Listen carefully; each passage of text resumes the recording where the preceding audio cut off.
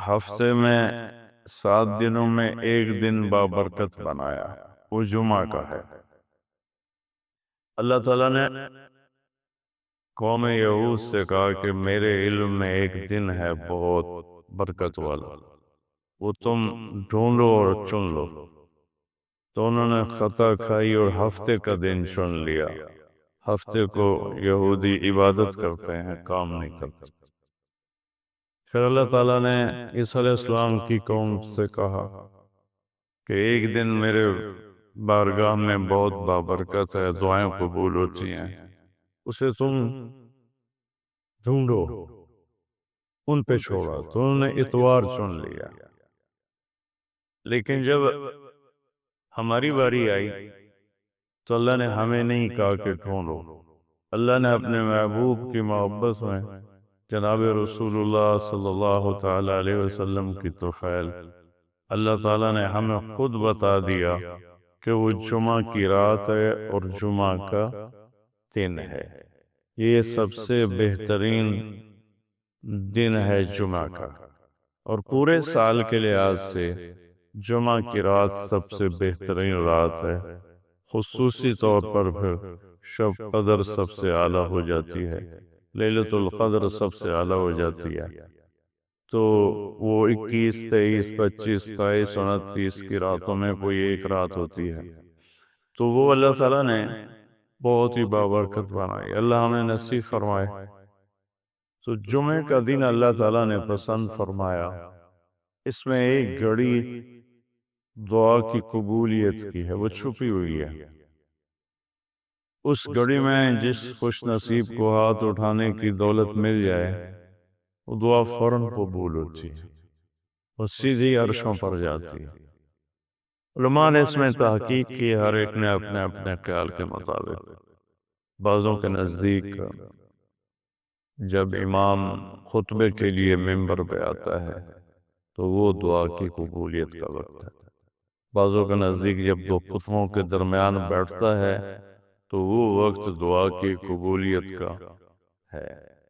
اور بعضوں کے نزدیک عصر سے مغرب کے درمیان کوئی بھی گھڑی اللہ کی بارگاہ میں دعا کی قبولیت کی ہوتی ہے۔ تو جمعہ کی نماز کو اللہ کے نبی نے بہت اہم قرار دیا، اور ارشاد میں بڑے دکھ کے ساتھ یہ حدیث بیان کر رہا ہوں۔ میرے نبی نے فرمایا جو 3 جمعے مسلسل چھوڑ دیتا ہے وہ میری ملت سے خارج ہو جاتا ہے، میری امت سے خارج ہو جاتا ہے۔ تو میں اپیل کروں گا ان بہن بھائیوں سے جو نماز میں سستی کرتے ہیں، کم از کم جمعہ ضرور پڑھ لیا کریں۔ عورتوں پہ جمعہ فرض نہیں ہے، مردوں پہ فرض ہے۔ تو میں کہا کرتا ہوں جو دوست ملتے ہیں یہ نماز نہیں پڑھی جاتی، تو میں ان سے کہتا ہوں ایک نماز 5 میں سے طے کر لو اور ایک جمعہ طے کر دو، 2 نمازیں شروع کر دو۔ جس نے بھی اس پہ عمل کیا وہ 5 وقت کا نمازی بن گیا۔ تو جمعہ کی نماز کے بعد جمعہ سے جمعہ تک کے جتنے گناہ ہوتے ہیں وہ اللہ تعالیٰ معاف فرما دیتے ہیں، اور جو جتنی جلدی جا کے بیٹھتا ہے امام کا خطبہ سننے کے لیے اس کو اتنا زیادہ اجر ملتا ہے۔ تو آج رمضان کا پہلا جمعہ ہے کہ ہم اس کا اہتمام کریں۔ رمضان المبارک میں جنگ بدر ہوئی، 17 رمضان جمعے کا دن، اور اللہ نے قیامت کو بھی جو قائم کرنا ہے جمعے کا دن۔ تو ہر دن اللہ کی بارگاہ میں بابرکت ہوتا ہے اگر ہم اس میں اللہ کی مان کے چل رہے ہیں۔ رمضان شریف میں خاص طور پر، اور پھر جمعہ ہو تو خاص طور پر، اس میں ہم اپنی عبادت کو بڑھائیں۔ درود شریف جمعے کے دن کا مبارک عمل ہے، کثرت سے درود شریف پڑھنا، اور 300 دفعہ جو درود شریف پڑھ لیتا ہے وہ کثرت میں شمار ہو جاتا ہے، اوپر کی کوئی حد انتہا نہیں ہے۔ ہمارے ایک رشتہ دار تھے، وہ انتقال ہو گیا، اللہ ان کو درجہ بلند کرے۔ وہ روزانہ ایک دن میں 10,000 دفعہ درود شریف پڑھا کرتے تھے، ہر روز تسبیح ان کے ہاتھ میں ہوتی تھی۔ اور روزانہ 10,000 دفعہ درود شریف پڑھا کرتے تھے۔ تو میرے بہن بھائیوں، میرے عزیزوں، اللہ تعالیٰ نے ہمیں ہر نماز کی بڑی اہمیت بتائی ہے، ہر نماز کی، لیکن خاص طور پر جمعے کی بڑی فضیلت ہے، اور جمعہ بھی رمضان المبارک کا ہو تو اور زیادہ وہ باعث برکت ہے، قابل رحمت ہے۔ تو روزے کا بھی اہتمام ہو اور ساری نمازوں کا اہتمام فرمائیں، کوئی باجماعت پڑھنے کی کوشش کریں، کوئی جماعت سے رہ جائے تو پھر اس کو چھوڑیں نہیں، اسے ضرور پڑھ لیں، کہ نماز کی اللہ تعالیٰ نے جتنی تاکید قرآن میں کی ہے اور کسی کی اتنی تاکید نہیں کی۔ اور اللہ تعالیٰ نے 10 دفعہ اقیم الصلاۃ، اقیم الصلاۃ، اقیم الصلاۃ وآتوا الزکاۃ، تو 10-12 دفعہ اللہ نے قرآن میں براہ راست حکم کیا اقیم الصلاۃ وآتوا الزکاۃ۔ اور ادھر اللہ پاک کی رحمت کے دروازے کھلے ہوئے ہیں، اللہ کا عرش پہلے آسمان پر ہے، جنت کے دروازے کھل چکے ہیں، جہنم کے دروازے بند ہو چکے ہیں۔ اور میرے نبی کا فرمان ہے کہ اگر میری امت کو پتہ چل جائے رمضان کیا ہے تو تمنا کریں گے کہ سارا سال ہی رمضان ہو، اتنی اللہ کی رحمت ہوتی۔ اللہ نے فضل فرمایا، صرف 1 مہینے کے لیے ہمیں اللہ تعالیٰ نے اس کا پابند کیا۔ تو میرے بھائی بہنوں، اس مہینے کو قیمتی بناؤ، کسی سے ہم لڑے ہوئے ہیں ہم صلح کر لیں، مرنے والے سے پوچھو کہ لڑائی کا کیا نقصان ہوتا ہے، مرنے والے سے پوچھو دنیا کی دوڑ کا کیا نقصان ہوتا ہے، مرنے والے سے پوچھو ماں باپ کی نافرمانی کا کیا انجام ہوتا ہے۔ امام بخاری رحمۃ اللہ علیہ نے ایک واقعہ نقل کیا ہے کہ ایک گاؤں میں ایک نوجوان کو دفن کیا گیا، تو عصر کے بعد اس کی قبر پھٹتی اور وہ قبر سے نکلتا، اور اس کا چہرہ گدھے کا ہوتا تھا، وہ 3 دفعہ گدھے کی آواز میں آواز نکالتا تھا، پھر وہ قبر میں گرتا تھا، قبر مل جاتی تھی۔ تو لوگوں نے اس کی ماں سے پوچھا کہ یہ کیا چکر ہے؟ تو اس کی ماں نے بتایا کہ شرابی تھا، شراب پیتا تھا، تو میں اسے روکتی تھی نہ پیا کر، تو آگے مجھے کہتا تو کیا گدھے کی طرح آوازیں نکالتی رہتی ہے، مجھے نہ سنایا کرو۔ تو اللہ تعالیٰ نے تھوڑا سا اس کا انجام دکھا دیا کہ ماں باپ کو اس طرح تکلیف دینے سے کیا ہوتا ہے۔ تو بھائیو، ایک تم نماز کو زندہ کریں۔ میرے نبی نے کہا جعلت قرۃ عینی فی الصلاۃ، نماز روزے سے بڑا فرض ہے، میری آنکھوں کی ٹھنڈک نماز میں ہے۔ اور جب آپ دنیا سے تشریف لے جا رہے تھے تو آپ نے پورے دین کو 2 لفظوں میں بیان کیا، ایک ہے حقوق اللہ، ایک ہے حقوق العباد، اور ایک ہے بندگی اور ایک ہے معاشرت۔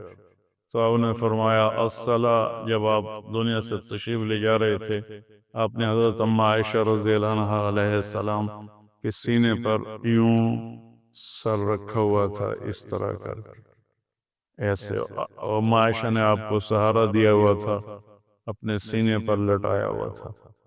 تو آپ فرما رہے تھے الصلاۃ وما ملکت ایمانکم، میری امت ایک نماز نہ چھوڑنا، اور ایک میری امت کے غریب طبقے پر رحم کرنا، ان کے ساتھ آسانی کا سلوک کرنا، ان پر سختی نہ کرنا، ان سے نرمی کا سلوک رکھنا۔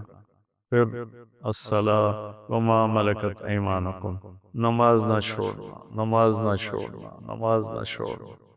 اور آخری الفاظ بھی یہی تھے الصلاۃ، الصلاۃ، الصلاۃ، نماز، نماز، نماز۔ پھر فرمایا اللہم الرفیق الاعلی، اللہ نے زکوٰۃ فرض کی ہے تو زکوٰۃ نکالو۔ اب تو اتنے حالات ہیں کہ متوسط طبقہ بھی زکوٰۃ کا مستحق ہے، اپنے زکوٰۃ سے بڑھ کے نکالو، چونکہ زکوٰۃ دینے والا بخیلوں سے تو نکل جاتا ہے، لیکن سخیوں میں داخلہ اس سے اوپر کرے گا تو ہوتا ہے۔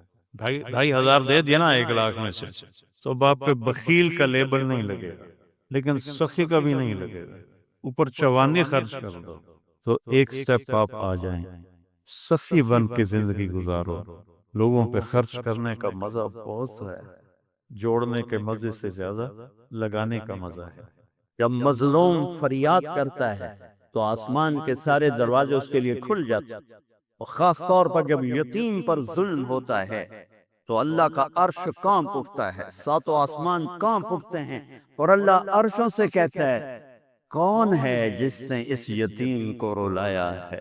آج کتنے یتیموں کی جائیدادوں پہ قبضے ہو چکے ہیں، اور کتنے ان کے لیے کیس تیار ہیں کہ انہی کی ہے، یتیموں کی نہیں ہے۔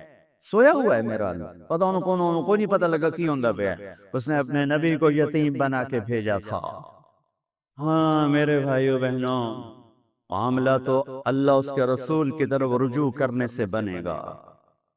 آپ عظیم پیشے سے، میرے اللہ نے آپ ہماری ریڑھ کی ہڈی معیشت نہیں، ہماری ریڑھ کی ہڈی عدل ہے، عدل۔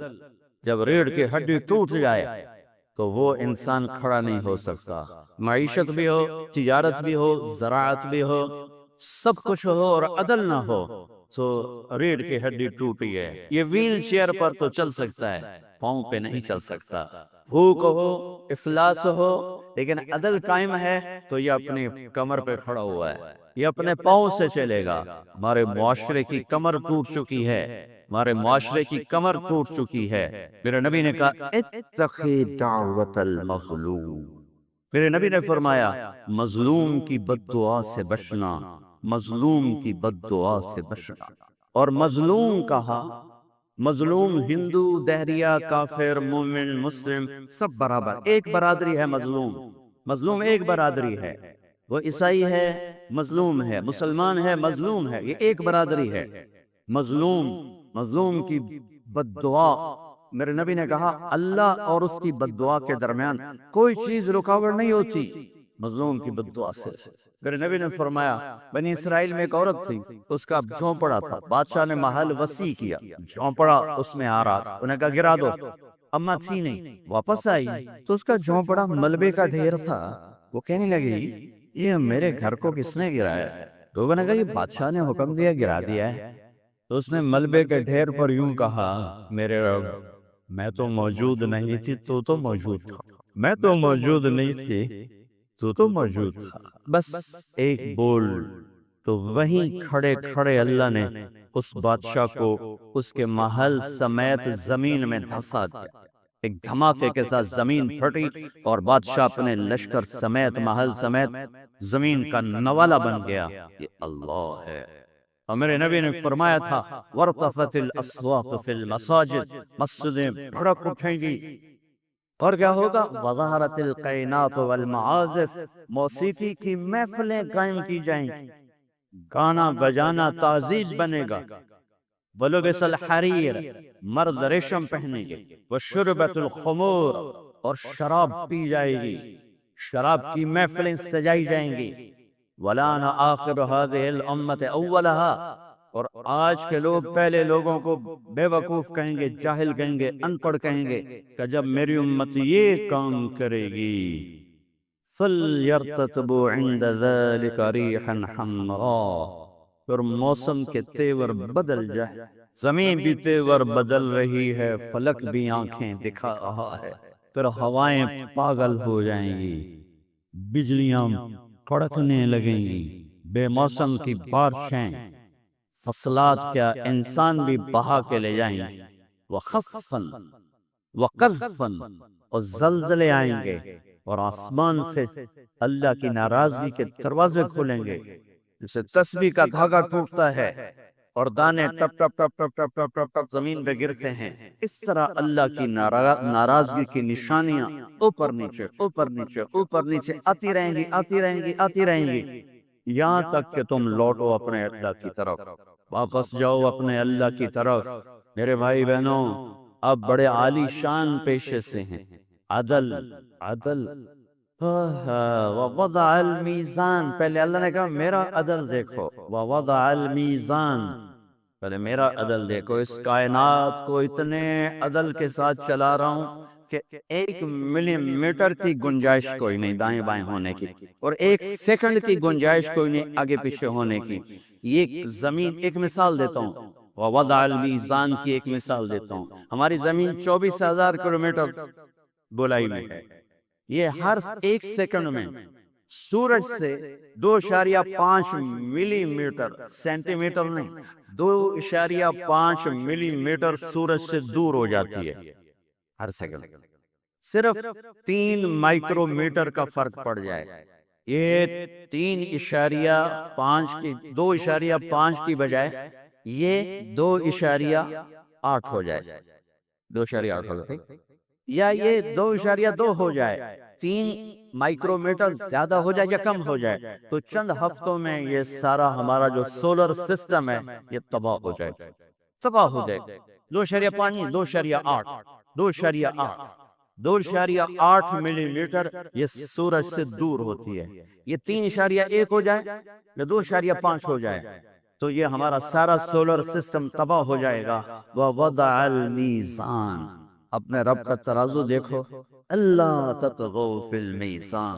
اب تمہیں کہہ رہا ہوں تم بھی اپنے ترازو کو صحیح تولنا، قلم کو صحیح چلانا، فیصلوں کو صحیح کرنا، ورنہ جیسے زمین ذرا سا ادھر ادھر ہو تو کائنات تباہ ہو جائے گی۔ جب تم عدل کے ترازو سے ذرا ادھر ادھر ہو گئے تو سارا معاشرہ تباہ و برباد ہو جائے۔